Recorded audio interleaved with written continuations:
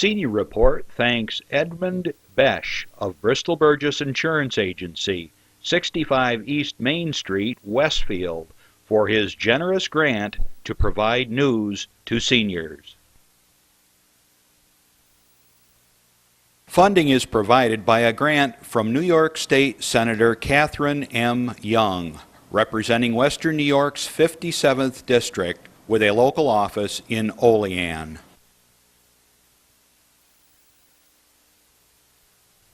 Funding for Senior Report is provided in part by a grant from Andrew Goodell, Assemblyman for the 150th District of the New York State Assembly.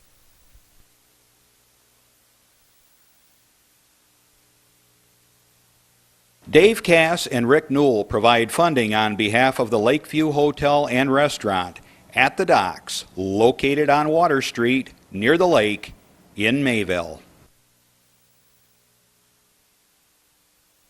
Senior Report with Reed Powers thanks Westfield's Schultz Chevy for a generous grant to inform seniors of important news. Over 50 years of service to Westfield by Chevrolet, Schultz Chevy across from the school. The physicians of Jamestown Primary Care are happy to sponsor the Senior Report.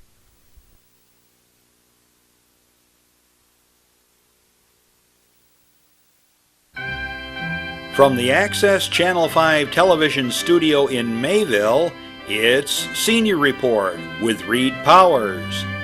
Senior Report is broadcast live throughout northern Chautauqua County on Saturday morning from 9 to 10 a.m. each week.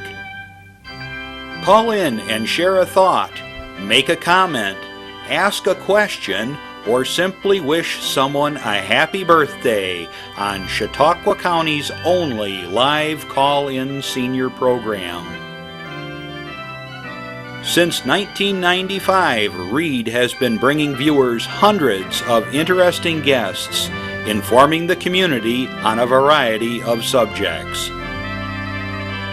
Here's the host of the show, Reed Powers. And what a beautiful day in Chautauqua County. The sun is shining, the water has stopped, however temporarily. It's been a wonderful, wonderful spring in terms of the water. The grapes are flourishing and all the crops are doing great, and the peppers, we got peppers that long already. And cucumbers are blooming. It's just terrific.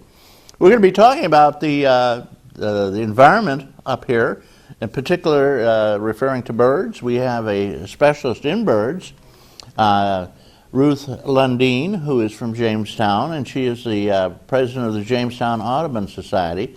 We're going to talk about the birding and various interesting facts about birds, the changes in the area, and we're also going to talk about bird food. I don't know if they eat water chestnuts, but we're going to discuss that. There is a new invasion invading the Lake Chautauqua, and it seems to be doing the job. You know how it is. Once one of those guys gets a foothold, it's a fight. Okay, so a lot of things going on around the world, of course. Good Lord, you can't get over the news, and the federal news, there is none. They're not doing much. The Congress is still moribund and fighting, but they did manage to double the interest rates for students. The poor people who don't have the money to go to college have to borrow thousands, tens of thousands, sometimes hundreds of thousands to get their education now if they're lucky. And it was a low interest rate loan. The Fed, remember, is giving you 1% for your Social Security funds and things like that. They borrow, but they're charging now, I think it's almost 7 and something % for kids who have to have college money. It's just terrible. They buy it through the bank and the Fed backs it up, so it should be an interest-free loan just about, but it ain't. And that's part of what we're getting from Congress, unfortunately. So they think they'll probably revoke that and possibly not charge the kids double anyway. It'll be 3-point-something %. All right, kids, I hope for the best for you guys. Fortunately, I got mine all through before the tidal wave of economic crashing in the colleges. I remember when Rockefeller, you see how old I am, I remember when Rockefeller instituted the first tuition in the state system. These were land-grant colleges. They were supposed to be free. If you were a kid who didn't have any money, you could go for free. And suddenly they put this little $50 charge on it, and now it's jumped to $5,000 or something. That's incredible. And of course, the price of the books is a scandal. Professors get together, evidently, say, you got to recommend my book and I'll recommend yours. And oh boy, you pay $100 for some of those textbooks. It's unbelievable, and it's almost as much as the tuition time you're through. College is getting expensive, fella, and the poor won't be going anymore, just the rich at this rate. We have other news in the other non-news. The Fed ain't doing much, believe me. I guess Obama's floating around still somewhere out in the South or in Africa. At least he just went to Africa, and I guess everybody's sort of having a death watch for the founder of South Africa, Mandela, and I have a feeling he's on his way out, and it'll be a sad day, but he is. You know, this guy had a fantastic life, excepting for I think it was 17 years they had him in prison because he was trying to change things and make them stop basically persecuting the black population of South Africa, which is now finally free from that, hopefully, a lot of it. So Mandela, we wish you luck, and I know they'll open the gates for you when you hit the pearly gates. Now we have on the local state news, of course, everybody is still outraged up here about the so-called SAFE Act. I love it, whereby they're taking away your gun rights even further. You can't even buy a box of ammunition in New York State now without going through the check. Good Lord, which you have to pay for, I might add, your security check. And it's just unbelievable what's going on. You can't own a big gun anymore. They basically, Cuomo sneaked this through in the middle of the night, I might add. And it's a long-arm law, for the most part. And one of the funny things about it is, you know, Andy Goodell told me, you know how many people have been killed with long arms in New York State in the last year? 0. Or downstate anyway, where they pushed for this. 0. I think there were in the whole state, maybe 3 or 5 or something like that, but it's unusual that they would be so aggravated and anxious to cut back again on your state, on your rights to own a gun. We all hunt up here, everybody up here has a gun, and they don't shoot people with them. We shoot deer and birds. Turkey is a new bird up here, and not new, not anymore, but when I was a kid, there were no turkeys up here. You didn't have any. And then I guess they released a few up here, and some of them kind of migrated over from Pennsylvania, and boy, you know it, you got turkeys everywhere. And of course, with the rise of the turkeys is the rise of the coyotes, who smack down a lot of turkeys during the year, especially in the spring when the little ones can't fly much. Although they can almost fly the day they're born. They're pretty good at it. Okay, a lot of things locally, Chautauqua County. We may be increasing the taxes here again. And sadly, on the upside, we pay the highest taxes in the United States, this county, Chautauqua County. Believe it or not, and it looks like they're going to go even higher. We're getting some dark premonitions here. Edwards is quitting. We got new people trying for the position of county exec. I don't know why, but they are. And I want to say hats off to you guys who will take it for our county. There's a lot of hard work in the legislature, and we're cutting that back finally by popular vote. We had so many legislators, they had more legislators than population up here. Almost. All right, guys, enough said. Tell me, news has got to begin if I'm going to do any senior news at all. And so I'm going to do some senior news real quick, and then we'll be getting a public service announcement just for you, and then we'll be hearing from Doc Hamels and the crew. I just wanted to mention the Sheridan Happy Seniors. They have a Happy Senior song, and I'm going to have them come over one of these days. I hope they will come over and sing it for us. Secretary and Treasury reports were accepted as read. They're doing very well. They're going to go to Art Park to see My Fair Lady, $60. Can't be bad, huh? Can you beat that? No meeting July 5th, which is already passed.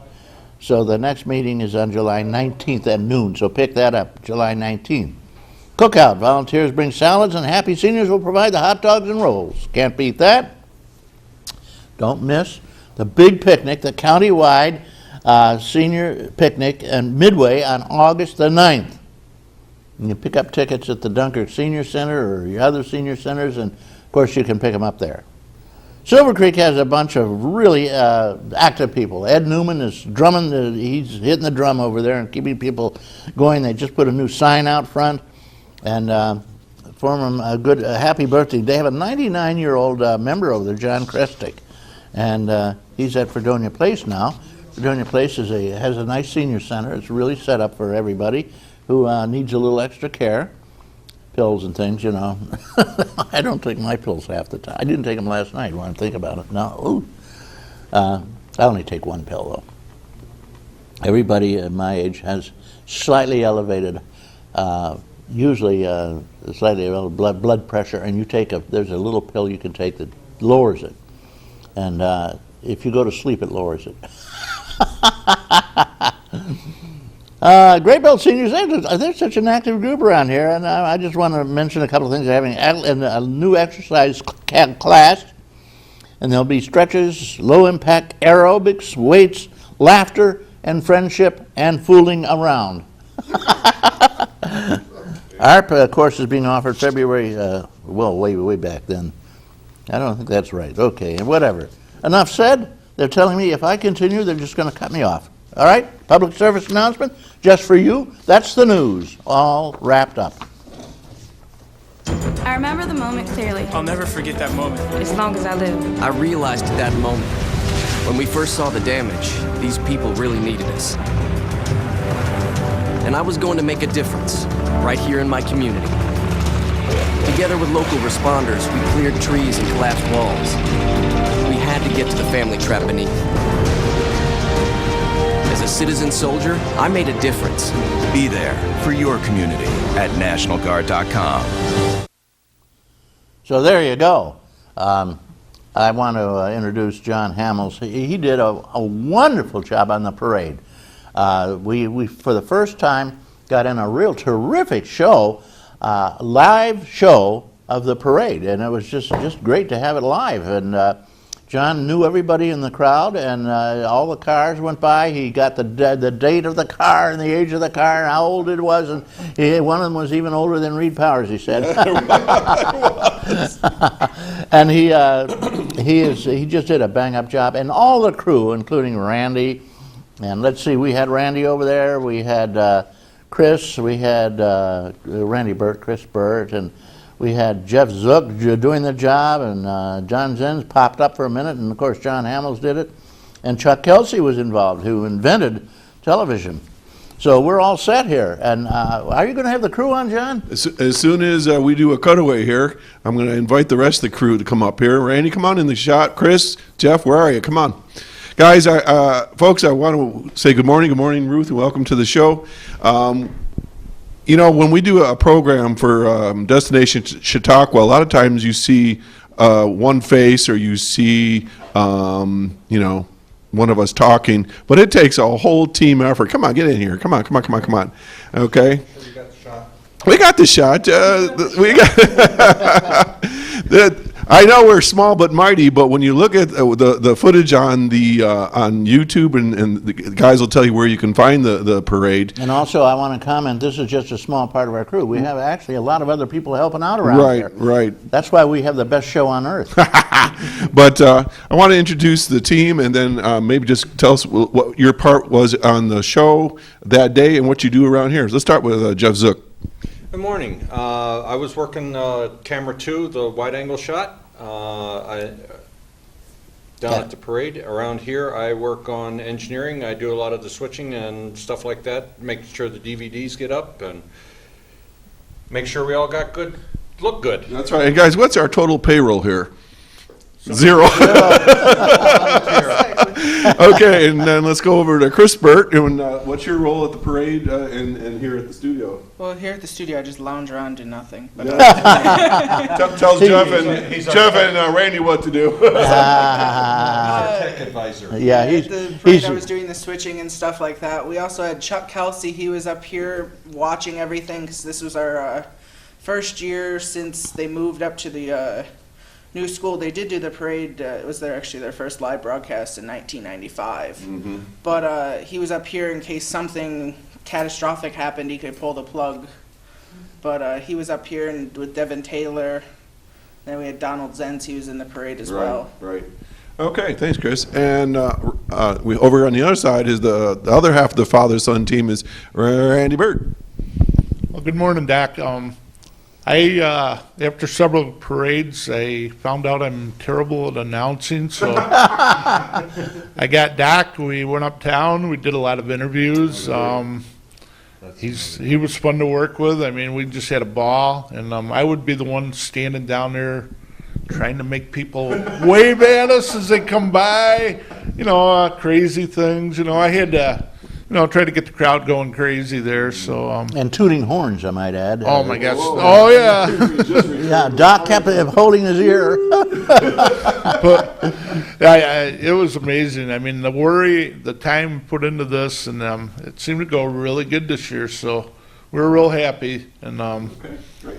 Well, this is our team, and of course, Reed is part of the team as well. And I just want to thank these guys publicly for working together. They did all the behind-the-scenes stuff, and Reed and I, we just talk. That's all we can do. We just talk for a living. But and of course, Chuck Kelsey was sliding in pieces as we were going along and taking breaks. Chris is queuing me up and so forth. But when you watch network TV, it all looks really smooth and easy. But they've got probably 100 people on every show. I don't know, just hundreds of people. And they fumble just as often. And most of it was unscripted, so sometimes we had to make things up as we go along and so forth. But anyways, I just want to thank all of you that were watching the show, and especially Destination Chautauqua, our series at the parade. And Chris, how do can they contact us and give us some feedback other than calling in today? We have a Facebook. If you just Facebook Access Channel 5, unless you're like some of the people who don't like Facebook, in which case then you can email us at channel5@fairpoint.net. Okay, great. We really do appreciate your feedback. I know we've talked about doing maybe some other projects down the road, but who knows? You never know where we're going to be. So, Reed, I just wanted to acknowledge the team here because I thought they did a bang-up job. You did. It was fabulous. And it's going to be run during the week, right? Yeah, and there's going, It'll be run at 3 p.m. and 9 p.m. daily on Channel 5 and Fredonia's Channel 5, and it'll be run 12 p.m. daily on Jamestown's Channel 19. Terrific. All right, guys, enough to chit-chat. Back to the senior report and Reed Powers. Wow, what a Anyways, it's been a pleasure working with the team, and I hope people are enjoying it. I looked at part of the clips, and it was really well done. And Chuck Kelsey did a great job editing the pre-cut scenes that we did before the parade, and it looked really, really good. So, Reed, back to you. Thank you, John Hamels, Doc, doing the job, and the team we're so proud of that they've been here. They're here every Saturday doing the show, and often they have to come in and change the tapes and things. So it's fantastic. It's no wonder this is television in Chautauqua County at this point, because most of the other ones don't have any live programming, and we're very lucky to have with us. We have a lot of terrific guests. Specialists in their field and areas, and some of them are very narrow, some of them are very wide. But I wanted to introduce Ruth Lundin. And Ruth is the president of the Jamestown Audubon Society, here to talk about birds and chestnuts. That's very good. Where are you from, Ruth? You sneak up here so we can get it closer to us a little bit, There you go. I won't touch you. I live in Bust-I. I originally was born outside of Chicago, so. And what brought you to Chautauqua County? The Jamestown Audubon, the Nature Center, came here to work for the Jamestown Audubon Society. Yeah, well, you had mentioned one of the birders here we've known for many years who set up a bird count on another, Dick Miga. And Dick, if you're watching, say hello. We say hello to you and Shout wish you out a great to Dick. day. He's living in Fredonia now, right? Right, that's correct. And he was a guest here before you came along, and when he retired, you have taken over, and you've been here a number of times now. I would like to ask you, what is it about the birds that so attracts people. Seniors in particular love to watch birds. They have the binoculars, they have bird books, they count the birds. And do you still have the bird count up? We do. We have bird counts. We have all kinds of activities around birds. And I think that people like birds because they are so active. You can attract them. So it's something, a lot of times with wildlife, you have so much trouble seeing wildlife. They're not dependable. But with birds, you put up a bird feeder and they come to the feeder frequently. They have some fun antics, and they're beautiful, and they have wonderful song. And they nest all around us. Right. You see the nests. I must say, one of the rarities for me is the hummingbird. It's a beautiful, interesting bird because they can fly backwards, among other things. And the hummingbird has a little tiny nest and little teeny weeny eggs, and they thrive in this area, especially up in the hills, in the more remote areas. And we don't have any loggerhead shrikes, though. No, fortunately. Northern shrikes, not loggerhead. Well, I'm thinking the one that. What am I thinking? A turtle, I guess. The northern shrike is the one that spears its victims on a thorn, which is kind of curious. You see a tree all decorated with dead mice. But I guess that's not funny if you're a mouse. But the many different, actually very odd and strange birds around, and many common. Now, you told me the cuckoo's on the rise. That's right. Right. One of the birds that is very seldom seen, often heard but seldom seen, is the cuckoo. And we actually have two different species of cuckoos in the area, both the black-billed and the yellow-billed cuckoo. It's a bird that eats high up in the trees. So, like I said, we rarely see them. But one of the reasons they're on the rise is that they really specialize in eating tent-type caterpillars and the fuzzy caterpillars that many birds don't like. Of course, one of those caterpillars that's on the rise is the gypsy moth caterpillar. So the cuckoos are a species that the population fluctuates based on how much food they have, and recently there's been a lot of food for them. Well, now, a few years ago we had such an infestation of gypsy moths, the whole sides of hills being wiped out, the trees. We thought it was all over. There wouldn't be a living tree left. But what happened? It just seems to have changed. Well, this continues. People who have gone to Allegheny State Park know that this year they're even spraying parts of Allegheny State Park because the gypsy moths, when we went the 1st of June for our Allegheny Nature Pilgrimage, whole hillsides had been denuded by the gypsy moth. And do the trees die, or do they come back next year? Actually, they can come back next year, and so that's the hope that that this will be cyclical, so it will be something that the trees can recover from. Good. Well, the gypsy moth was quite a threat. I remember a few years ago they thought it was all over, but apparently nature has its way of handling things that are out of hand. Gypsy moths and chestnuts. Now, one of the things that your group is doing, which has little to do with the birds, is trying to eradicate the new threat to Lake Chautauqua, the water chestnut. And it's not it doesn't look like, we're used to the little round chestnuts that are brown. You put an X on them and you roast them in the fire and a little thing.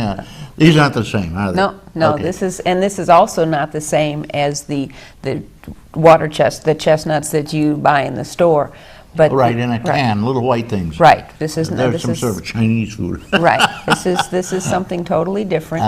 And it is another, what we call an invasive non-native species. So meaning when they are present, usually they can outcompete anything that's native to the area and totally take over an environment. And we, in our big pond at Audubon, the water chestnut has taken over.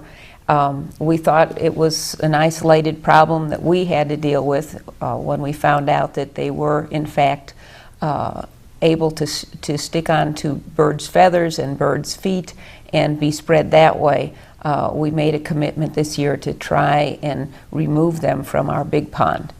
Our goal is that in this year, not a single new nutlet, which is what the nuts are called, is allowed to form. And so we're trying to pull every single water chestnut that is blooming out of our big pond. Now, what do people do if they see a water chestnut? Well, first of all, what's it look like? You had a picture. I have a picture. Maybe we could zero in on this, Randy.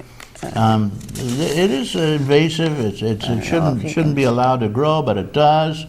They look like lily pads of sorts, don't they? Well, they do. It looks more like a ginkgo leaf. If people know their trees, it looks much more like a ginkgo. And as you see here, it's sort of in a circular pattern and a very distinctive leaf. And it is a surface plant, so that they are on the surface of the water. And let me show you also the picture of what the nutlet looks like. This is a seed, right? This is the seed. And actually each one of these seeds can sprout like 10 plants, and each plant then can have 10 more seeds. So every one of the plants that we can keep from growing will save 100 in the next generation. Over a period of time, just a couple of plants left in the lake are going to have millions of babies. Right, so right.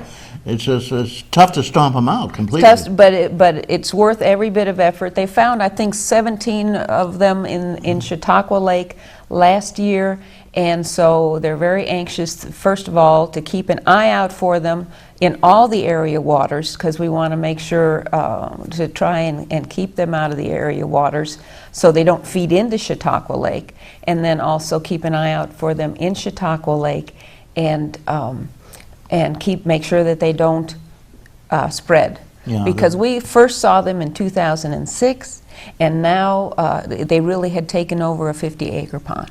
Yeah, and apparently the birds can move them around anyway, so even though you stomp them out, you may have new ones. Well, right, so we just need to keep an eye out and make our best effort to reduce the threat. Yeah, what do you do if you spot some of them now? What's appropriate? You call them Marines or Joe Gerasi, the sheriff? Who do you call? Well, to call the Chautauqua County Watershed Specialist, Jeff Deers. Do you have a phone number where they could get in touch with them? I don't, but they can go on our website, JamestownAudubon.org, and get a number. More, yep. And if you spot them, you're not supposed to wade in and try to kill them, are you? Well, they ask that you, in fact, contact Jeff Deers so that they can be removed totally.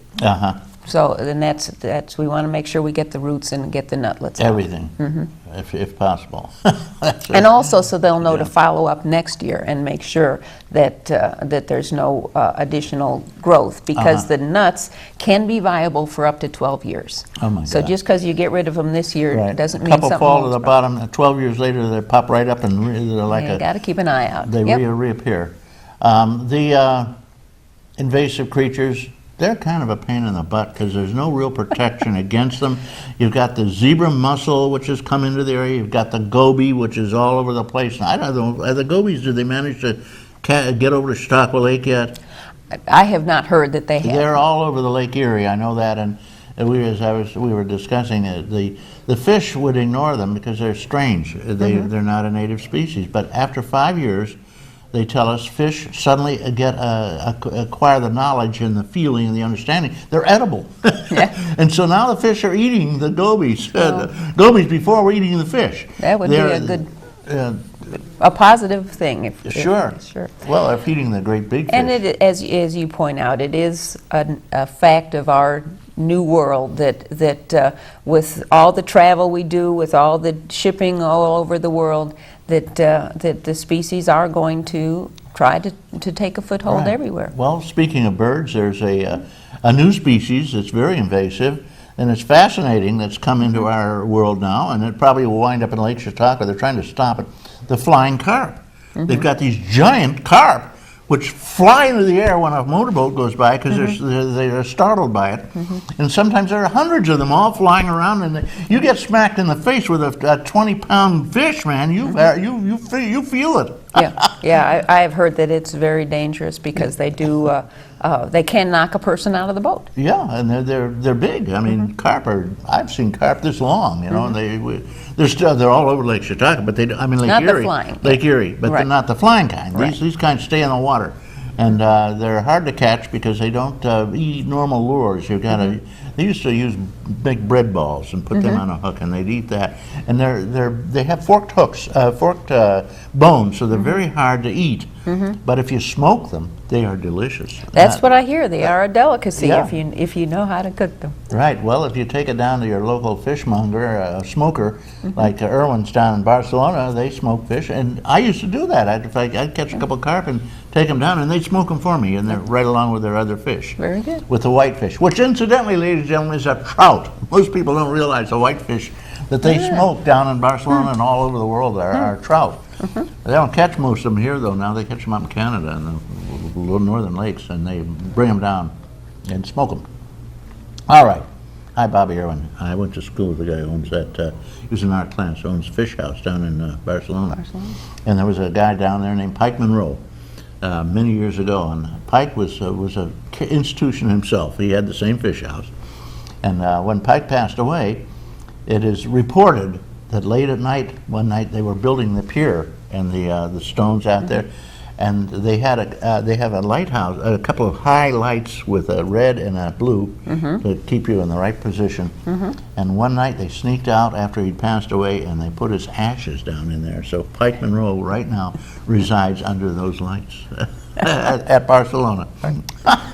Ruth Lundin, president of the Jamestown Birds Audubon Society, and into birding. Is there anything about the well, I don't know. I sometimes I wonder whether I should mention the fact that one of the big things in birding up here is hunting. They're turkeys, which so the woods are full of people gobbling. You have a little gobbling, go, gobble, gobble, and they answer each other, the hunters. But you can draw them in sometimes. You scare them up and then draw them in, and you get an awful lot of good hunting out of that. And we'll talk about some other birds there that are good for hunting too. Eating. Birds are good to eat. Chickens. How many chickens are eaten every year? 325 trillion chickens. Good morning, caller. Thank you for waiting. Good morning. Good morning to your guest. Good morning. I have a question that seems to continue to be a discussion among people about feeding birds at the bird feeder. They say you should feed them in the winter, but not in the summer, and so forth. Can you enlighten me on what the common sense approach is on birds? That's a very good question, and there actually have been studies done on this. And what they found was that that the bird feeders does not have really a significant impact on birds one way or the other, with this exception. Especially in the winter, if you feed the birds, you need to be consistent because they will come to depend upon, they will choose where they live and where they winter based on food supply. So you don't want to take it away. In the summer, feeding the birds, really they have adequate food supply. That we do because it makes us feel good. It gives us enjoyment. So it's all right to feed the birds all year round, but just understand that you're really not doing. It's not benefiting the birds necessarily in the summertime. It's really for your own enjoyment. Having said that, it is very important to clean out your feeders and get rid of the old husks and shells at least every 2 weeks, because there can be bacteria and also other illness-causing germs in that mix under your bird feeder or even in your bird feeder that can kill the birds that you love. So you want to always make sure you clean your feeder actually about every couple weeks. Now, there's a lot of product that these stores sell, like suet and black sunflower seeds and millet. Is there any recommendation on those things? It depends upon the type of bird that you want to attract. The cardinals, the chickadees, the tufted titmouse, the nuthatch, they all love the black oil sunflower seed or any sunflower seed. That would be their preferred. The blue jays love peanuts and cracked corn, as do the squirrels, if you like to have squirrels And around. cardinals come over. I feed my blue jays the peanuts, and they just scramble for them. Right. But now the cardinals have seen them and really? noted they're good to eat too. That's good to note. And then there's other that they call the finch food, the Niger, the thistle, that the wonderful goldfinches and the purple finches love. So Who eats the suet? The suet, most of the ones that like the black oil also like the suet, the high fat content, and the woodpeckers love the suet. Okay, suet being the strips of just fat. Yeah, fat, and sometimes pig they fat or commercially. beef fat, mostly beef, huh? Right, right. And so in the summer, you probably wouldn't want to put that out, the actual suet that you can buy from a butcher, because it would go rancid. But the commercially available suet cakes are usually all right And to you put out throw in the anything out in summertime. the winter because they ain't going to go rancid, right? Right, You're gonna, right. The cold will keep it good. Right. And I don't know, squirrels are very invasive feeder invaders.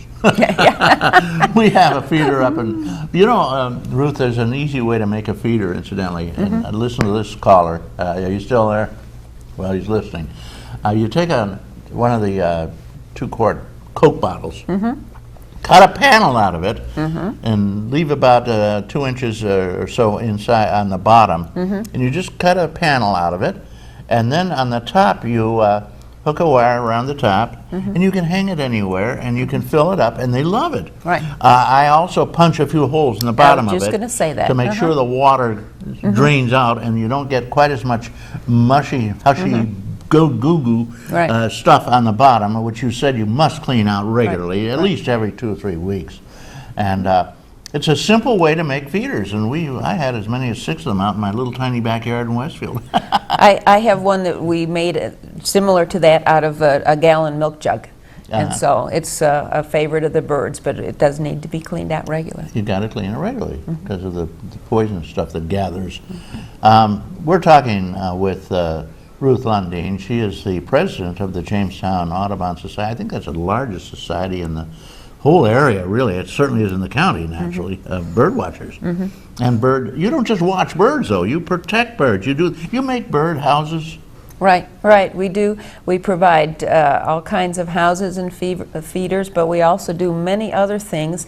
For example, we just had our Secret Gardens tour, where we talk about the gardens and the different kinds of gardens, such as rain gardens that help retain What's the rain. What's a rain garden? A rain garden is a garden that actually has one of the key attributes is it has a great deal of deep sandy loam, so that when water goes into it, it soaks right down in rather than running further down the stream. So the point of a rain garden is to try to retain as much of the storm water right there on your property, rather than getting it down into rushing streams where it can cause erosion and pollution. And it just goes right into the lake area, or Lake Stockwood, Right. and causes lots of that awful grass. Yeah. They still haven't figured out what to do with the grass. Right. They mowed it. milfoil. They're not going to let anybody poison it because the environmentalists say this is just unthinkable. And although they're still trying to sneak some poison in, I understand, in certain areas. Hey, we got a couple of calls. You want to take a call? Sure. I like talking, though. We could just talk and say, go away, caller. No. Good morning, caller. Thank you for waiting, and I don't mean that. I love you. Good morning. Good morning. I do have a question for your guest. Sure thing. Shoot. And that is, I've done this myself, and I know lots of other people who have, especially when my grandchildren were little. We used to go down to the pier in Westfield and feed the pigeons, or the seagulls, and also, well, actually, it started out feeding the ducks, but then the seagulls were always flapping around, so you ended up feeding them too. Is this harmful to them? It was bread, usually. Is this harmful to them, or? Could be harmful to you because it's illegal now. What do you mean illegal? It is illegal. To feed the pigeons? I kid you not. You live in New York State where they'll tell you what time to pee. And they have so many little stupid laws. This is one of them. You can't feed the birds anymore down there. Yeah. But it also is not healthful to the birds, because it is not. Does not have the nutrition that the birds need for their health. So bread and which is what people normally take is not a healthful thing. So how about enriched bread? Enriched bread, or I don't know, the whole grain bread. I've been eating the bread that has whole grain in it. Maybe that would be healthier.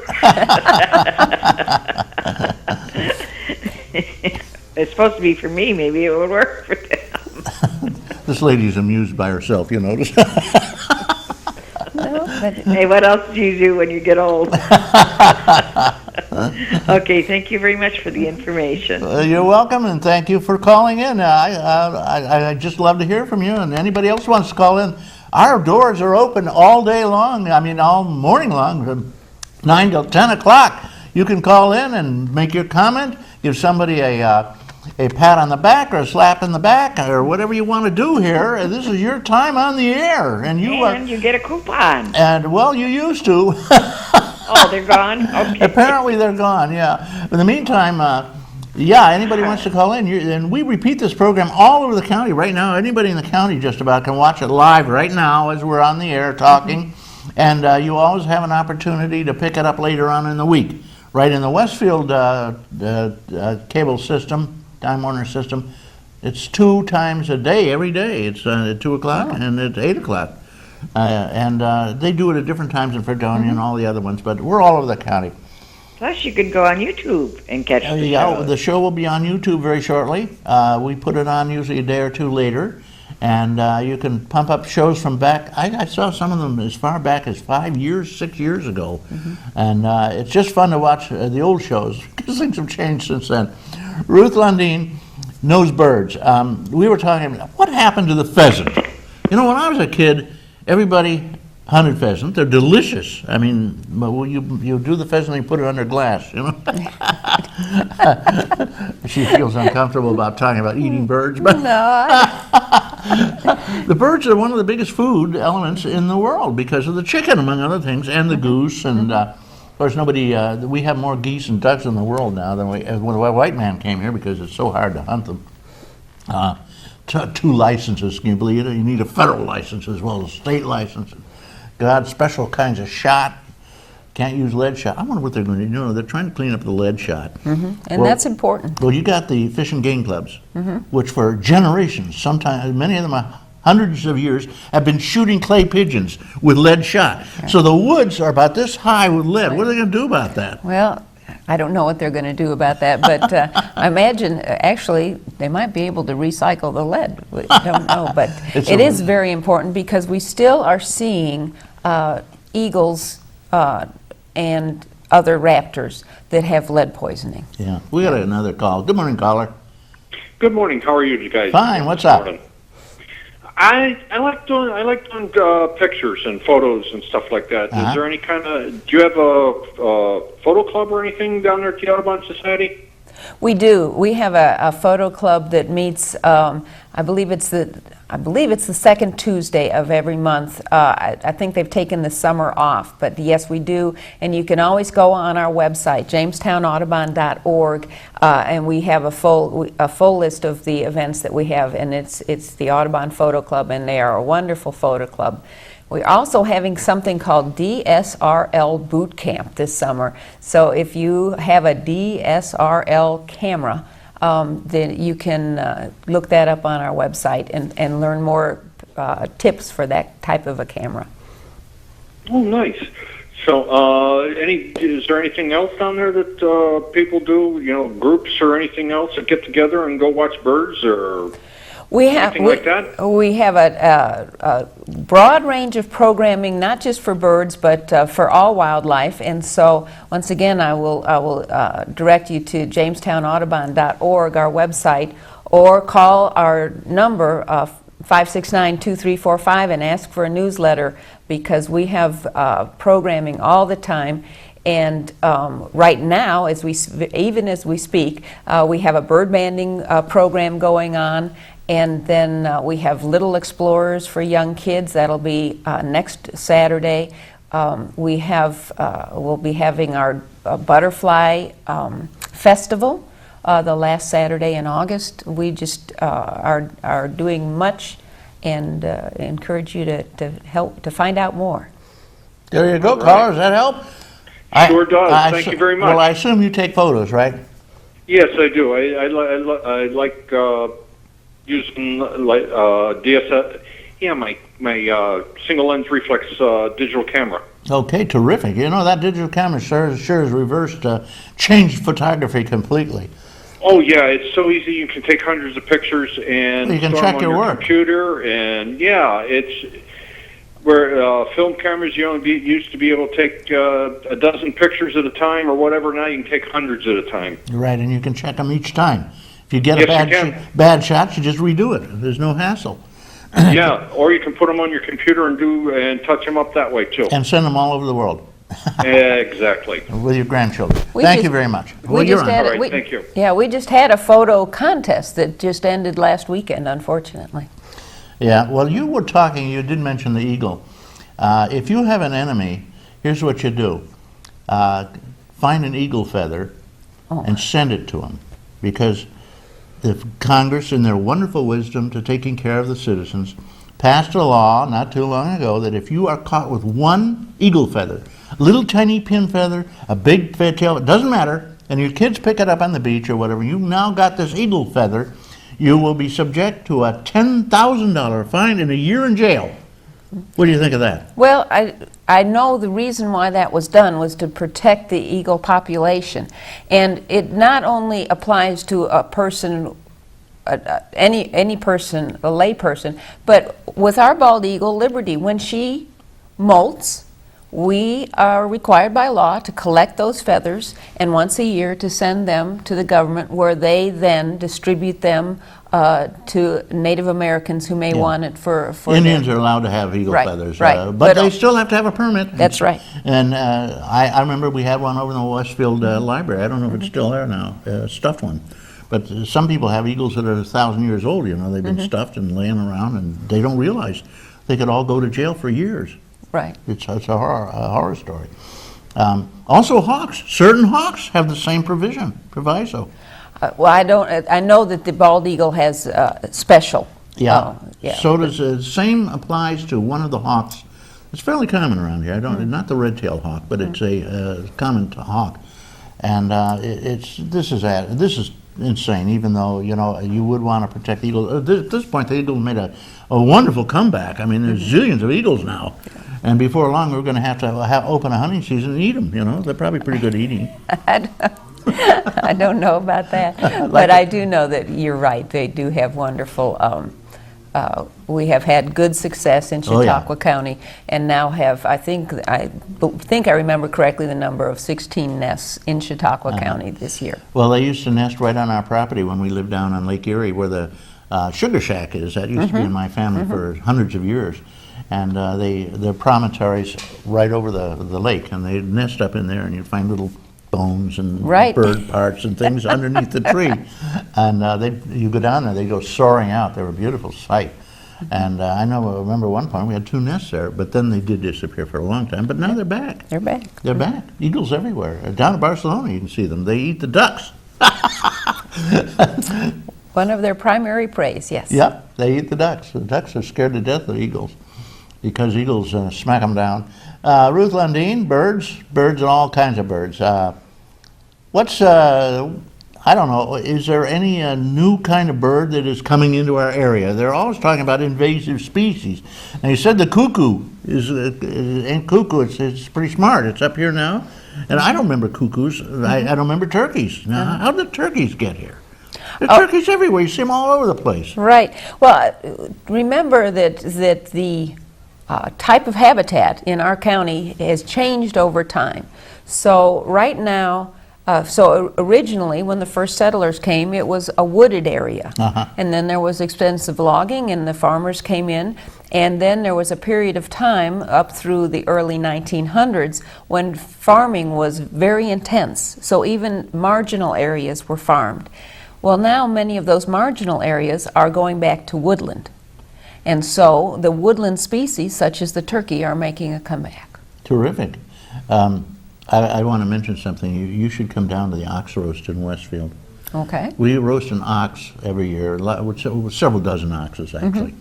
And it's just delicious. They have big sandwiches, and they're very inexpensive. And the whole town of Westfield and surrounding areas, Ripley and Portland and Chautauqua, they all come to this huge party every year. Okay. And they have all kinds of wonderful games for the kids, and they have games for the adults, and they have the ox roast and French fries, curly fries, all kinds of great things. And it'll be held Sunday, July 14th. Contrary to last week, somebody called in and said it was a different date. July 14th on Sunday. Starts at noon and ends whenever it ends, usually around 7 or 8 o'clock at night, when they run out of ox roast, but they never seem to. So I invite you personally to come down there. Sounds wonderful. I have, since I was in memory, could remember, I've never missed one. My parents used to take me, and then when I got older, I went down on my own, and then lately I've been taking my kids and my grandchildren down. It's fantastic. It's just a great party. All the kids who graduated from the high school come in on that weekend, and they hold their reunions. Friday they usually have a picnic, Saturday a formal sit-down dinner, and then Sunday they all gather together under tents and places and mingle and mill around in the ox roast. Ruth Lundin, what's that got to do with birds? I don't know. They don't even eat chickens. But it sounds wonderful, delicious, and a fun time. It is. It's a fun time and a great gala. Put that on your calendar, July 14th, Ottaway Park, that's right on the lake, right across from the campground there. And it's just a wonderful, wonderful time. 12 o'clock at noon it starts, and they'll have ox roast cranking out all day long. We have Ruth Lundin with us, specialist in birds, talking about birds. And I wanted to know if you have any particular favorite birds of your own. What do you like? What kind of birds do you like to watch? Oh my goodness. Any bird? Or no? Every bird. But I really, one of the things I wanted to talk about is we talked about summer birds, and just as I was out in my yard the last couple days, one of the birds that I saw singing and just the sunlight hit it and made it a breathtaking view was the indigo bunting. And this is a small sparrow-sized bird that has a pretty song, and it's a bright blue color, but it's only bright blue when the sun hits it. Otherwise, it almost looks black. And so it's just when you have a chance to see an indigo bunting in the sun. It's unusual, huh? Yeah, it's just a gorgeous thing. I saw a very unusual bird a couple of days ago. It was an oriole. I never heard of orioles up here, but I saw an oriole.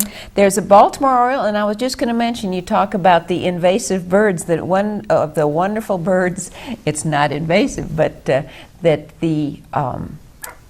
is new to the area, coming into the area, is the orchard oriole. Oh, really? And it's much smaller than the Baltimore oriole or the northern oriole, and it's another very beautiful bird to see. I hear Linda Spaulding's dog. Oh. Barking. Hello, Linda. Good morning. Good morning. Good morning, Ruth. Good morning, Reed. This is Linda Spaulding. I'm sorry my dogs are so noisy. I think you got excited over your discussion about birds. Well, we were talking about edible birds. He keeps trying to talk about edible birds. I still got to get an answer about what happened to the pheasant, but we'll talk about that later. Well, I don't want to distract your conversation, but No, you don't have to. We love to hear from you. But I do have to tell you my dogs prefer seafood, so you don't have to worry about the birds. Well, you might try them on a nice piece of roast chicken. You might go for that, you know. Well, they like chicken, but they don't go after live birds. Oh, well, my cats unfortunately do. You know what incidentally, you think cats are the worst thing. You know what the worst animal for birds is? Chipmunks. Oh, yeah. They climb up a tree. They can go scramble up a tree just like a squirrel. And they hit the nest immediately, and they eat the eggs. They love the eggs because they're carnivorous. And if there are little chicks in there, sadly, they snap them down like crackers. Oh, I didn't know that. Yeah, chipmunks kill more birds than any other animal. Well, and blue jays like the eggs and the baby birds of others. And crows. And crows. So, yep, that's all a part of the... food chain. Ruth, is it true that crows, you can teach them to talk and that they live to be around 70? And that they what? That they live to be quite old, around 70? Oh, I've never heard 70. It is very true that crows are social animals, and so if they are in captivity, they do interact with people, and so I'm sure that they could learn to mimic or learn that that's something that they get rewarded for, a certain sound. It's just like other birds. They split their tongue. They say, I mean, back when you had a crow at home, and it makes it easier for them to talk. And they also are the smartest bird in Birdtown, I think. They are the smartest birds. Well, I think part of that is because they are social, so that they talk. Yeah, so they have quite an extensive language within within their I saw a program their group. on it. And they, Did you ever hear of the Indian folklore about the crow, the rainbow crow? That it was the most beautiful bird of all, that it reflected all the colors of the rainbow, and the other birds were envious, so it changed its colors to black. Oh my goodness! One of those the birds. other birds wouldn't be envious. Yeah. I don't know which nation of Native Americans it came from, but I've heard that. Well, that's probably a possibility. Maybe the other birds changed them to black. To be mean. And that they got rid of their colors, so the other birds wouldn't be envious. Well, it's great to see you on the show, Ruth. I don't want to hold you up. Well, you had an announcement about the Chautauqua opportunity, or about the opportunities here in the Office for the Aging. The Chautauqua County Office for the Aging for Senior Services. Call 753-4471. And, of course, I have the Senior Employment Program. Okay, you can get a job if you're a senior, Ruth. That's right. They're getting good jobs. Maybe I'll get a real job, you know? Yeah, and they're the best workers. Oh, yes, I work like there was no tomorrow. Very committed. Thank you, Linda Spalding. And thank you. Have a great week. Yeah, you too. And don't miss the Ox Roast, July 14th at noon at Ottaway Park. I will be coming. Okay, great. You'll see me down there. I'll be loafing around. Thank you. Thank you very much. They have a beer tent there, too. Oh. That's a very popular place. People come to hobnob and talk and review old days. Do they have local beers? I don't know what they have. They might have Samuel Adams. You know, his beer company he started totally failed. They went bankrupt, disappeared. And then later on, many years later, they decided to resurrect it. The name. Use the name. Some company a few years ago said, hey, that sounds like a great name. Oh, well, whatever. It's a nice time up here because the birds are all over the place. And Ruth, it's been nice chatting with you, but you know, I just got this information. We're out of here. They're forcing us out. I want to give you about half a minute of uninterrupted time, all on your own, to close off, okay? Well, thank you so much. And it's always a pleasure to be here. We encourage people to come out to Audubon Center down on Riverside Road. As I said, we have things going on all the time. We're open 7 days a week just to come and visit. And but you also have an opportunity to learn more about many different things, from the environment to birds to water chestnut. Water chestnut. Our big pull is next Saturday from 8:30 to noon. We need lots of help with pulling water chestnuts, so we ask people to go to our website, learn more about it, and then please sign up if you can and bring Okay, the friends. website again is JamestownAudubon.org. And do you have a phone number if somebody wanted to get in touch? 716-569-2345. There you go. I got a Thank you call very from much. somebody. They wanted some information, but I couldn't tell. All right, lots of time, all run out. I want to thank some really special people. Chuck Kelsey, he invented television here. Devon Taylor, who was right along with him. Chris Burt, Randy Burt, Chris Ramaker, Jeff Zook, Don Zenz, and last but not least, John Hamels. Thank you all your callers for calling in. May all that is proud and true and noble abide with you. I'm Reed Powers.